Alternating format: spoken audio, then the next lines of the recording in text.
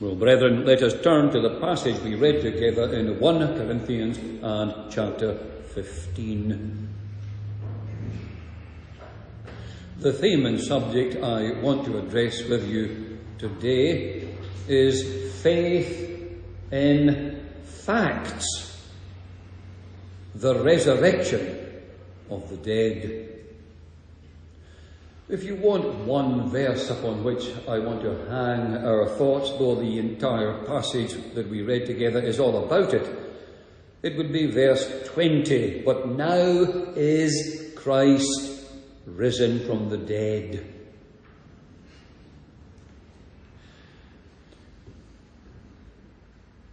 Easter is what people commonly call this time of year. This particular day of the year. They call it Easter Sunday. It is, they tell us, in the media and in the world and in the ignorant churches, that this is one of the holiest, if not the holiest day of the Christian calendar. The entire thing is an invention. There is no Christian calendar. Easter as a day better than any other Lord's Day, that is an invention. And if there is a day upon which Christians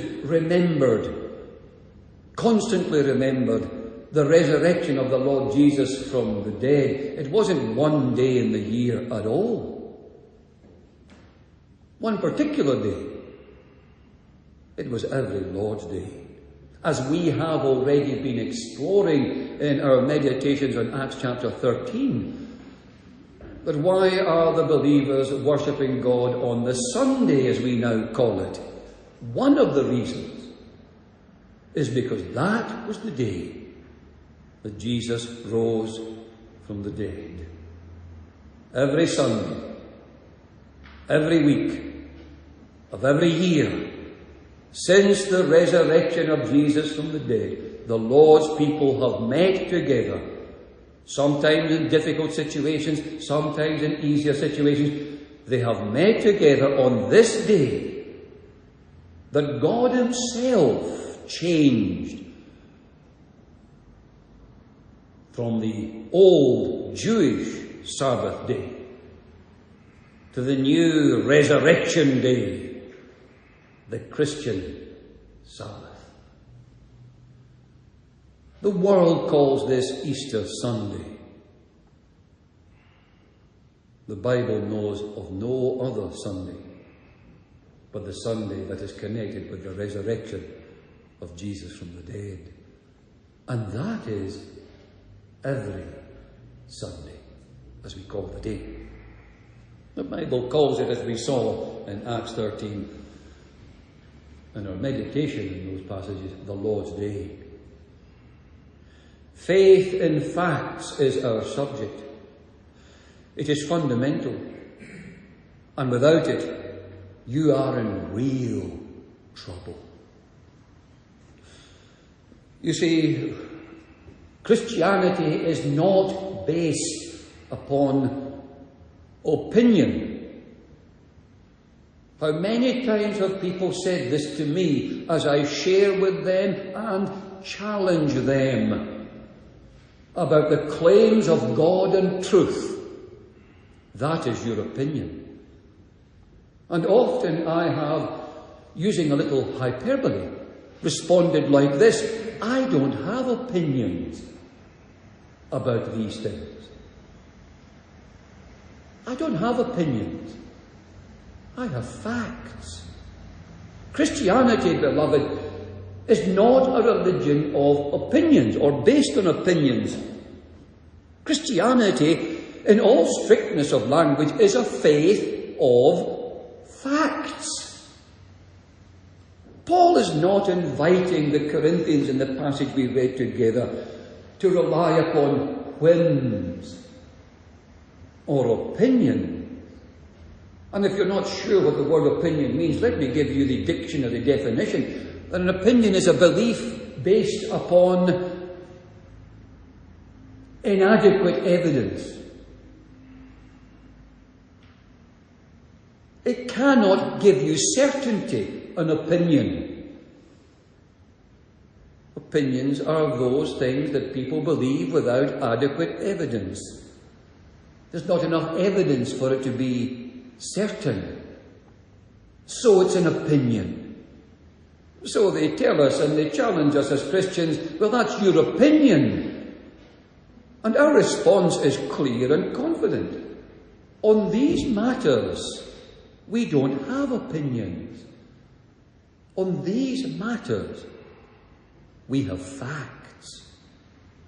You worldly people, you unbelieving people, you spiritually dead people, you're the ones with opinions. That's the facts. And here is Paul, and he's not offering us, beloved, he's not offering us that we should, or encouraging us that we should hold opinions about these things. He is exhorting. He is asserting.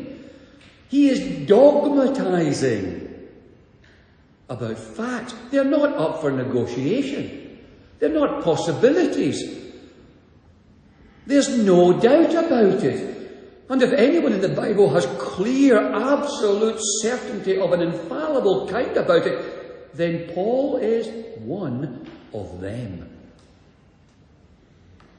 He's exhorting, asserting, and dogmatizing about facts that are credible, that are verifiable, that are historical, that are rational, that are prophetical, that are biblical.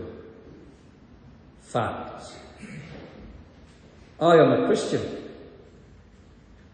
and my Christianity is based upon fact, based upon overwhelming fact, not opinion, not possibilities, not options where others may be also approvable. Not at all. If we are Bible-believing Christians, if we're men and women who have taken this matter seriously and are doing business with God in a serious way, not the flippant, shallow, foolish nonsense of churchianity, but that deadly serious reality of biblical Christianity, then we are men and women, young or old, who stand upon facts. The solid rock, as the hymn writer put it, fact. Christianity is a faith of fact, and I want to draw one or two to your remembrance today. We don't believe in Easter. There's no holy day in the Christian life except the Lord's Day. Away with the inventions of men, and let us stand with God, beloved, and the Holy Bible. Let us stand with Him. Let us resolve once and for all, and standing with God. And I don't care what anyone thinks. It's not negotiable. One, the faith of Christianity is a rational fact. If there's one battalion after another, if there's one wave of assault that has come against Christianity in recent times, it is this: that Christianity is faith without fact. That faith, as such by its very nature, is belief in something without knowledge. Faith is, they want to suggest, those who are ignorant about this, those who don't have this faith, it is a leap in the dark. Now think about it. A leap in the dark. Whatever that kind of faith is, it is not the faith of biblical Christianity at all. It is not the faith that the Apostle Paul asserts and dogmatizes on and exhorts us to stand fast in. Not at all. Faith that is a leap in the dark is the activity of pure ignorance. It is in the dark. It is not of the light. It is not of God. I say it again, beloved, the faith that is commended and asserted in this passage we read together is a faith that is rational. Rational. If we were to turn to Acts chapter 26, where Paul is explaining this faith to his accusers where he is, in Acts chapter 26, this is what he says. Why should it be thought a thing incredible that God should raise the dead? Why should anybody think that is incredible or unbelievable or not possible? Why should anyone think that? And he's putting that not only to Agrippa, because he uses the plural pronoun you. And he's been looking at Agrippa and his judges to give an account of his position. He's being accused of being, a usurper of Caesar's authority. And he turns to the audience. That we know that because it's a you. Why would you think it's incredible? Any of you, all of you, why would any of you think it's incredible that God should raise the dead? There's something wrong with your brain if that's the way you think. That's his position. In fact, you're not thinking rationally if that's your position. And yet, because of the weakness and withering of the professing Christian church, because of the frailty and stupidity and corruption and wickedness of the modern Christian church, the world is led to believe that faith is a leap in the dark, and therefore the world attacks the professing Christian church. Because that is a ridiculous position to hold. Believing something without any knowledge. It is, by its very nature, irrational. Faith that Paul commends and dogmatizes is a faith that is based upon ontological consistency. The God that he believes in is almighty. And yet this is attacked. Paul's telling us that he believes in God with a rational consistency. That's his position. He is a scientist, Paul. He is a philosopher. He is a theologian. He is a man whose mind is right. His mind is working as it should work in these things. He knows what he's talking about. And if you disagree with him in this matter, you're exposing yourself to ridicule. If you disagree with him, you are exposing yourself to ridicule because you are rejecting what you should accept because it's right. If things are right, if propositions are right, do you think it's right that you agree with them? And what do you think of people who are confronted with things that are right and propositions that are right? What do you think of people who don't agree with them? What do you think of a man who doesn't agree that 1 and 1 is 2? What do you think of a man's mind that just will not agree that 2 and 2 is 4? What do you think of that mind? He may be Dr. So-and-so in the world view. He may be Professor so-and-so in the academic view. But what do you think of a man's mind confronted with what is clearly right? Won't agree with it. I think lots of things about that mind. But whatever it is, it's not rational, that position. And yet, as I say, beloved, in Paul's day, like our day, the church, wave after wave, battalion after battalion, the armies of the enemy of truth rally together against the truth of God. The armies of the truth of God must stand against it, you see. Against the armies of error.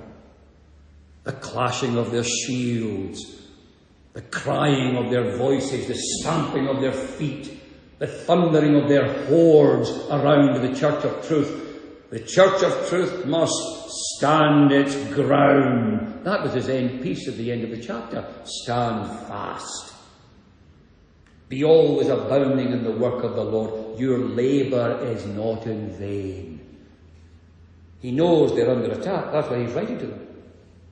And he's confirming, asserting, dogmatizing on facts. And he's putting this proposition, the God that the Christian believes in, not the dumb idol that can't speak, not the blind idol that can't see, not the deaf idol that can't hear, but the true and living God that Christians believe in is omnipotent, almighty. And yet the armies stand up. What will we say about it? Well, let me give you Paul's reasoning. Number one, the God he believes in is almighty, with limitless power, and is therefore able to raise the dead. 2, the God he believes in is faithful and has promised to raise the dead. Passages, you want the references? Old Testament, many more in the New, but we'll give you the Old Testament. Job 19, 26 to 27, Isaiah 26, 19, Daniel 12 to, etc., etc., etc. It goes on. God has promised to raise the dead. He's flagged his people up. Your body may lie in the grave, but it's not going to be there forever. I'm going to raise the dead on the last day. The trumpet shall sound, says Paul. The dead shall be raised incorruptible. Fact 3, if God is omnipotent, God is faithful, it therefore is not right. If God is almighty, and God has faithfully promised to raise the dead, it therefore is not rational or right to reject the resurrection. It doesn't compute. If you don't accept it, you're the guy who believes 1 and 1 isn't 2. If you don't accept it, you're the individual who doesn't accept necessary realities. Let me challenge you if you're one of you. Can an almighty being do anything? What's your answer? If he's almighty, what can he not do in terms of his power? He can do whatsoever pleases him. He can do whatever pleases him. What is impossible with men is possible with God. Fact. Isn't that true? God is almighty. He therefore can do what he likes. And we should rejoice that God is good. Because imagine if God was omnipotent and malevolent. It would be a different world. He is faithful. He cannot lie, which is a negative statement about a positive reality. It means that when he says it's so, it is so. So God warned the first two human beings, the day you disobey me, the curse of death comes. So don't disobey. I am God. He promised it. He's faithful. And if you want to know if God keeps his promise, just visit any graveyard. Every one of them tell you God keeps his promise. Biologists don't understand why people die. Biologists don't understand how come a system that is designed to self-correct, self-heal, self-strengthen, self-defend, self-repair, how come it dies? They don't know. Oh, they know that it does. They know the symptoms. They know the processes, but they don't know the why. I mean, if you're an evolutionist, you just wouldn't evolve to die, would you? Because the whole point is about staying alive. Say no more. We know why. Sin brought death. God told them so. The day you sin is the day you die. The point I'm making is God is asserting in his word through Paul to the Corinthians that the God he believes in, the God of the Christian faith, is a God of fact, who's almighty and therefore has the ability to raise the dead, a God of truth, who shows you everywhere in his word, if he says he will, then he will. And he said he will raise the dead. It therefore is not reasonable for anyone to say or to think there's no resurrection. Who told you there's no resurrection? Where's your evidence there's no resurrection? That people die is not evidence there's no resurrection. You see the problem with that argument. That people die doesn't mean or show that they won't rise again. So we're asking it again. Where's your evidence?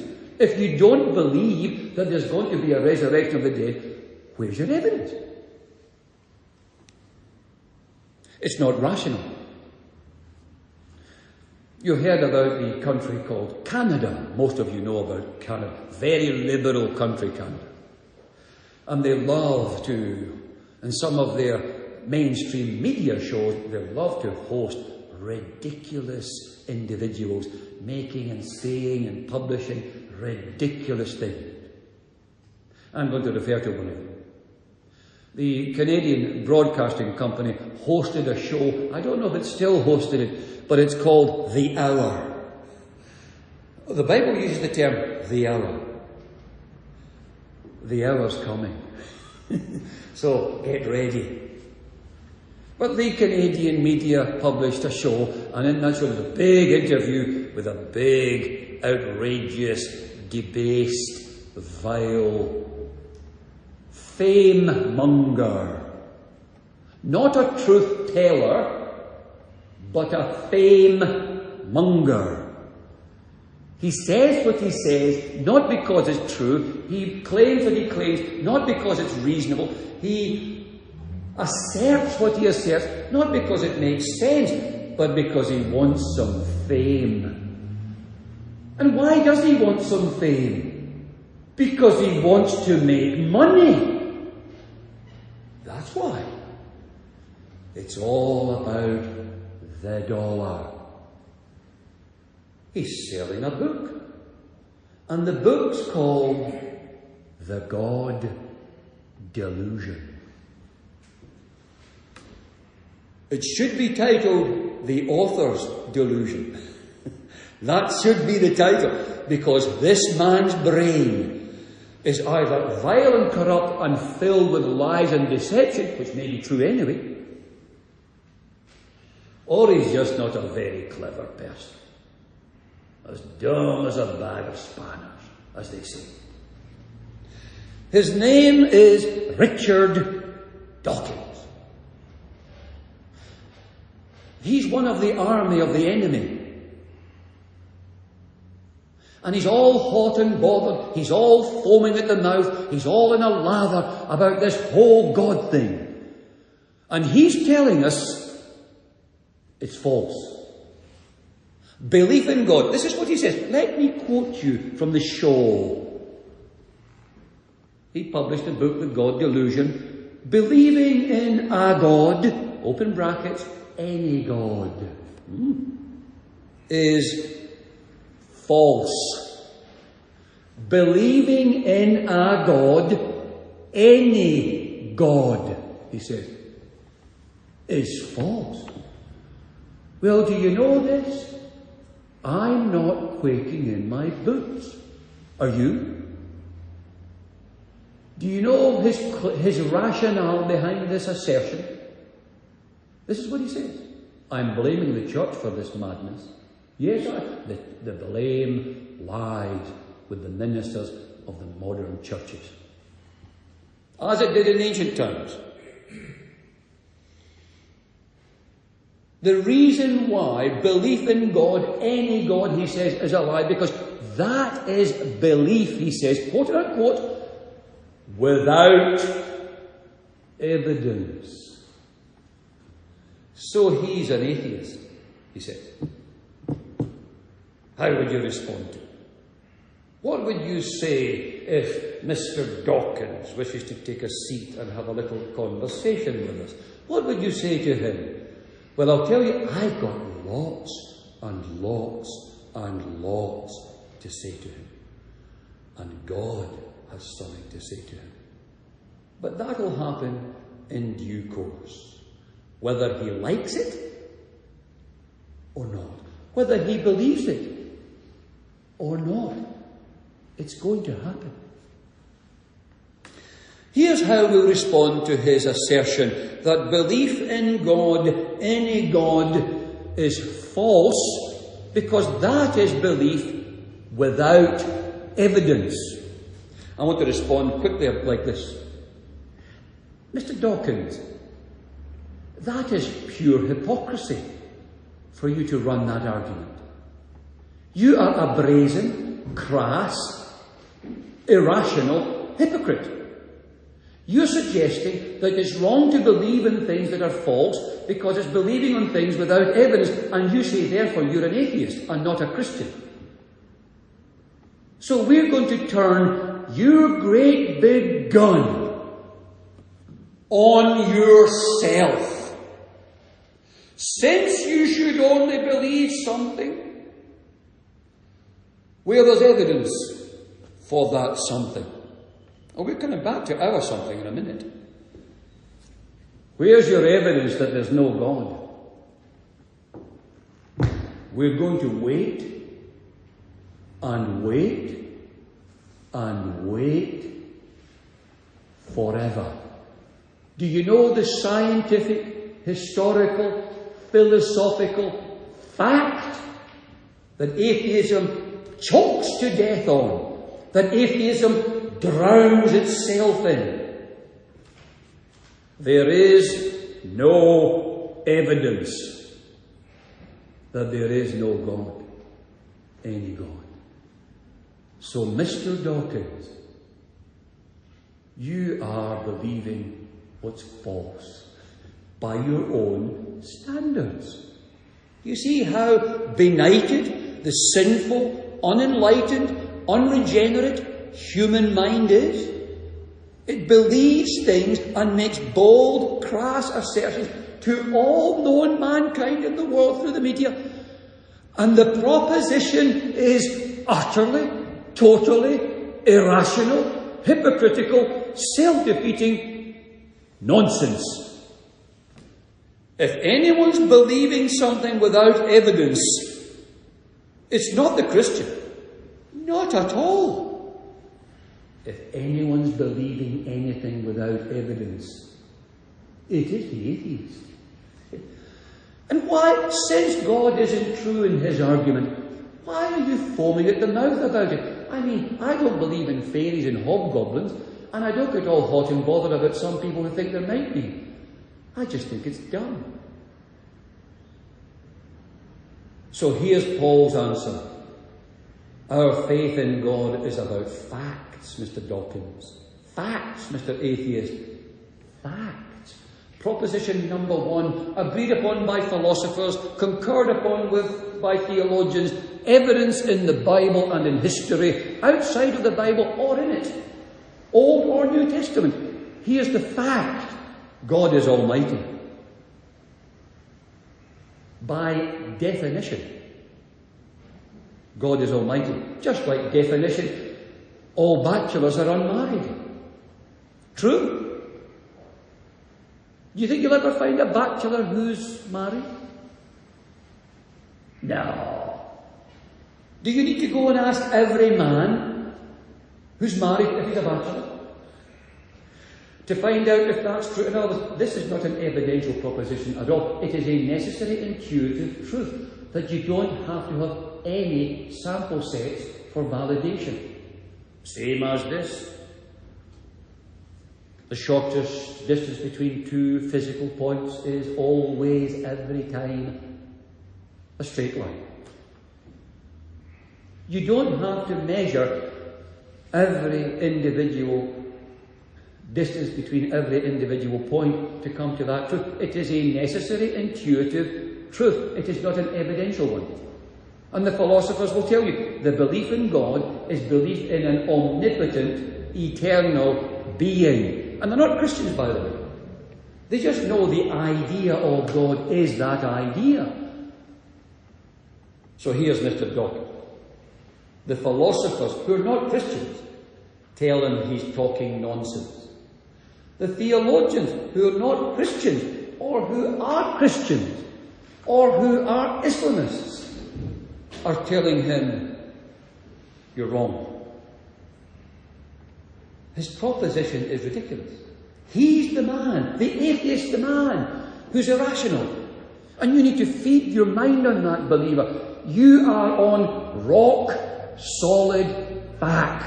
Your belief in God is belief in a fact, not an opinion. So here we have this teaching that Paul is teaching. Why should it be thought incredible that you should think God can't raise the dead? An omnipotent being is clearly capable of raising the dead. If he made everyone alive, then he can make everyone alive again. I mean, hello? Second point I want to make. I've only got 3, and I'm going to be brief with these 2.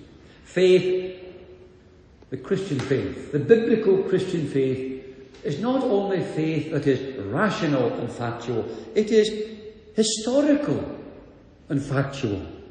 In other words, when he said it is belief in God is belief without evidence, he needs to do some research. The evidence for God is literally everywhere you look. Microsystems, macrosystems, solar systems, they're all systems. That means they've got design and purpose and function. And if they've got design and purpose and function as systems, there must be intelligence behind them. Just read the literature from the scientists who are not Christians. Whenever we look in nature, we come across the inevitable demand of mind. Everywhere we look, from the nucleus of a cell to the solar systems that we observe in the vast universe, There is arrangement and order and function and purpose. It is teleology. It is evidence of design everywhere. But wait a minute. The atheist finds a watch on the beach and doesn't believe in a watchmaker. And he says there's no evidence for watchmakers. And he's just checking the time when he says it. Do you see the ridiculousness of atheism? But we've got fact. It is both ontological and rational, and it is historical. Let me show you it. I'm going to give you 12 events. I'm just going to rattle them off. 12 events. Because people say to us, if someone would come back from the dead, I'd believe it.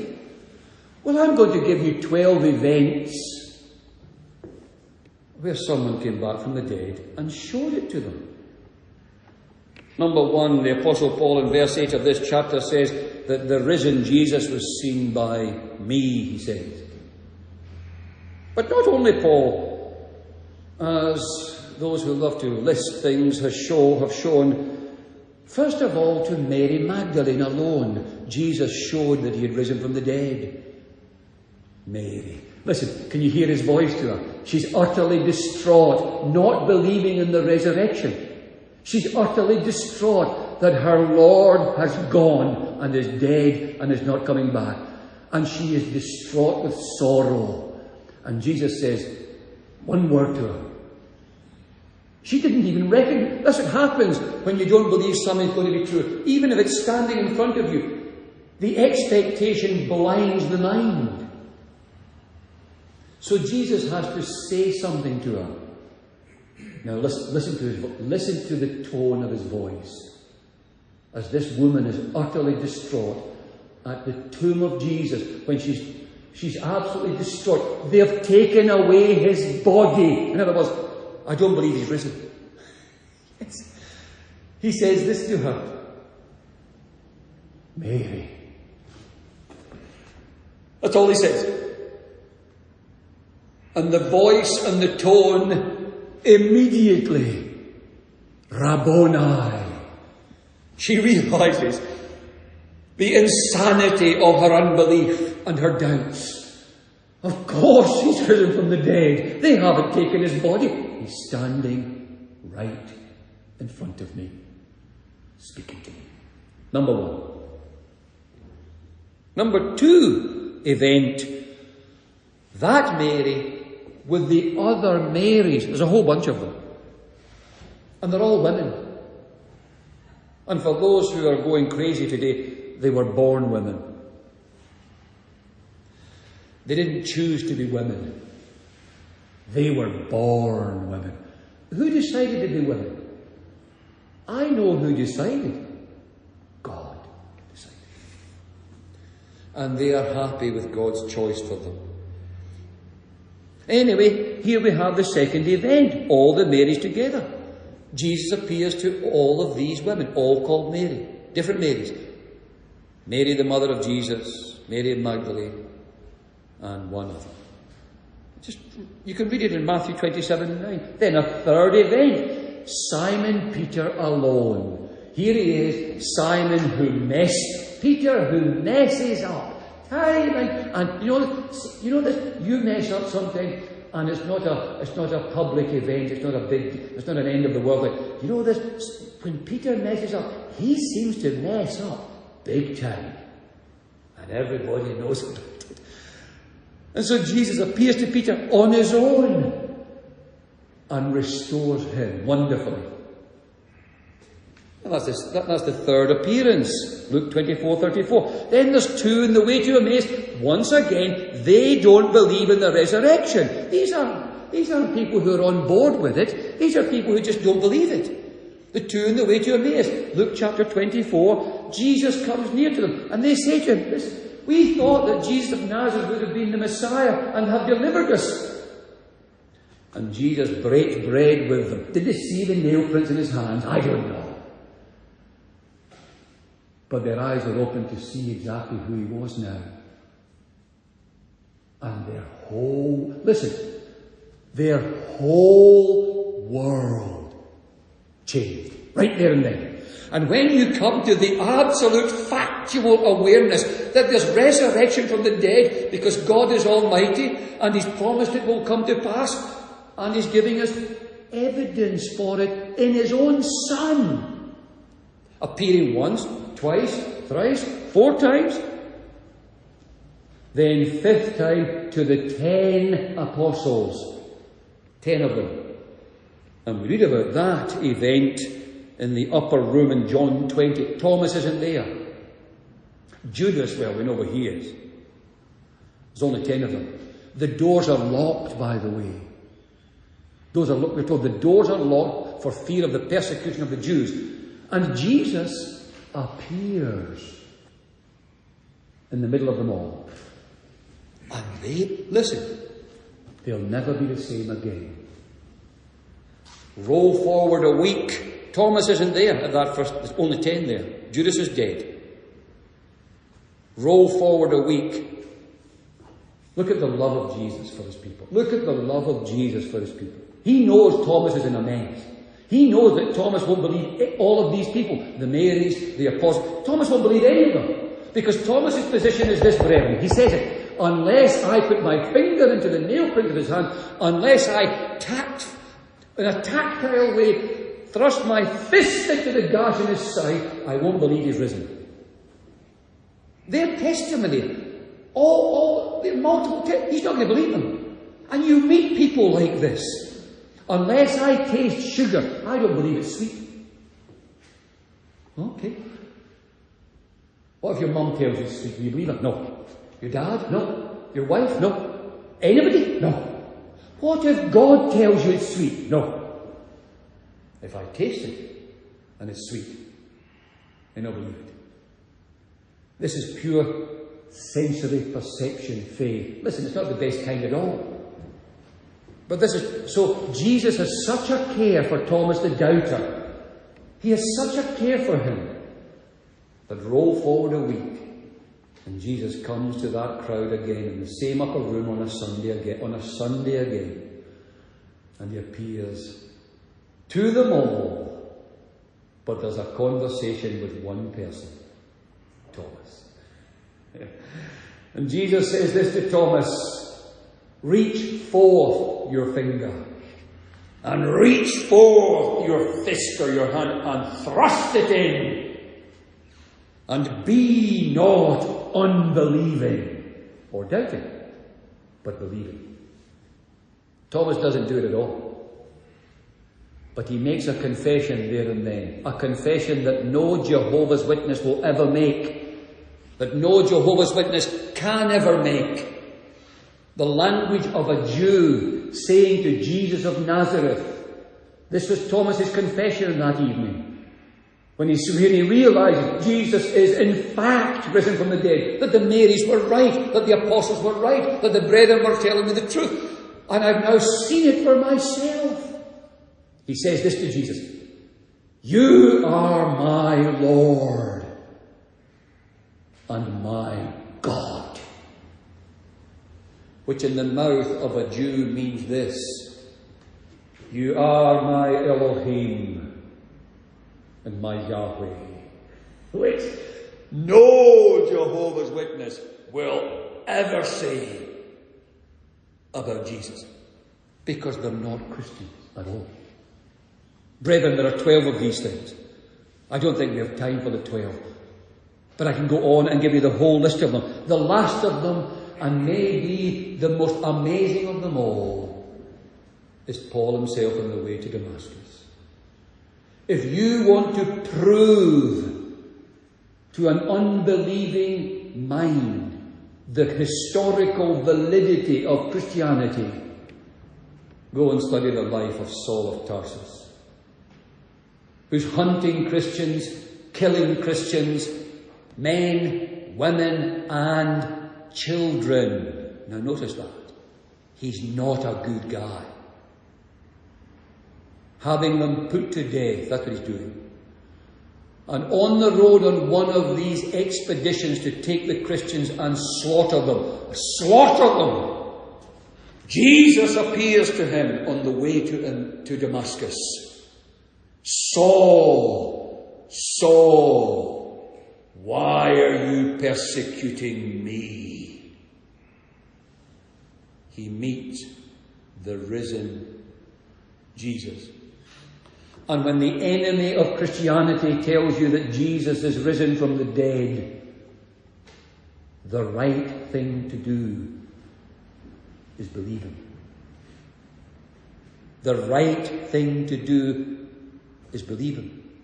It's rational, it's historical, it's consequential. Third point, briefly. Without resurrection, physical, historical resurrection, there's no salvation. This is a word particularly for those unbelieving Christians. Like the old Bishop of Durham, Jenkins, who didn't believe in the resurrection, and yet he was in the church. No resurrection, no salvation. Verse 13, if there's no resurrection of the dead, then is Christ not risen? God's promises have not been kept. No salvation.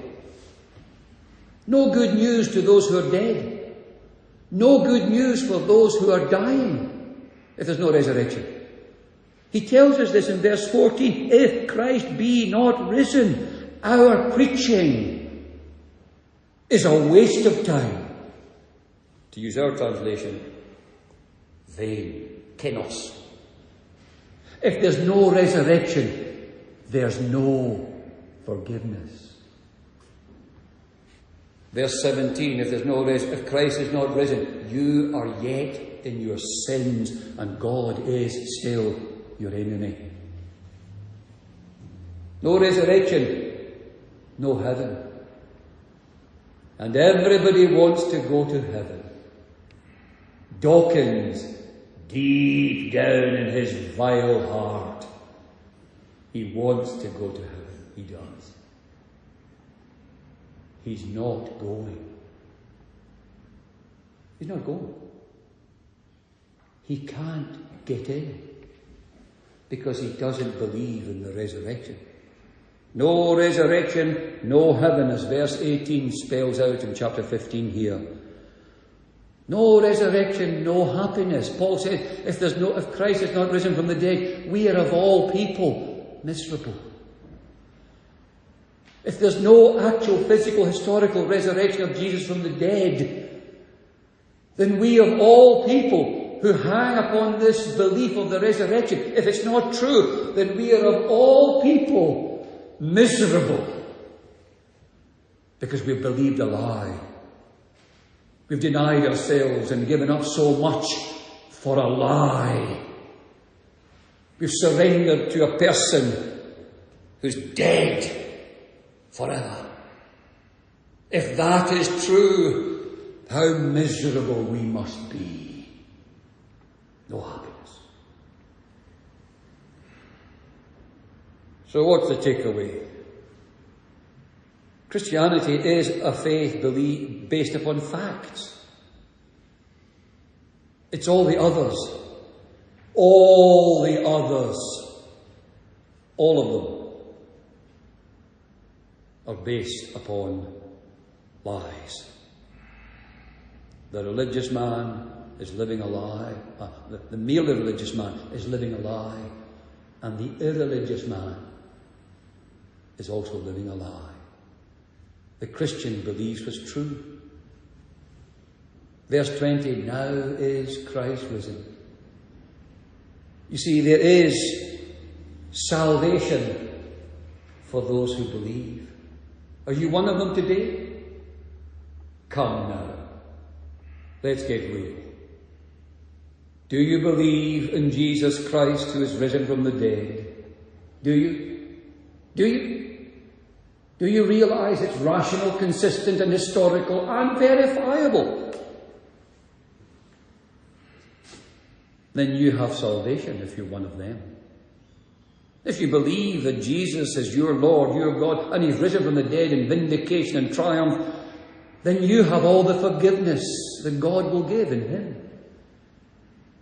With the Lord there is mercy. That's the Bible's message to those who believe. You don't deserve it. but it's yours if you believe on him. There's heaven for believers. Jesus talks about the resurrection himself. There's a day coming, he tells us in John's Gospel, when the dead shall be raised. The resurrection to life eternal. And the resurrection to eternal damnation. Or condemnation, if you like that translation. Everybody, beloved, everybody is going to be raised from the dead.